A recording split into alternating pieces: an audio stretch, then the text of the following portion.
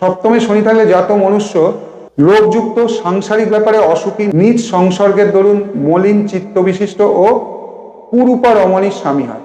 এখানে কিন্তু এখানে অন্য গ্রহের যোগে এর ফল কিন্তু পাল্টে যেতে পারে। তার বিলম্বে বিবাহ হয়।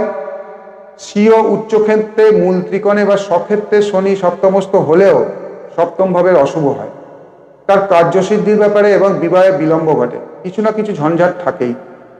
আবার সপ্তমে শনির দিকবল আছে, এটাও কিন্তু শাস্ত্রে বলা আছে। সপ্তমস্থ শনি বয়স্কা মহিলার সঙ্গে বিবাহ অথবা বিবাহে বাধা নির্দেশ করে।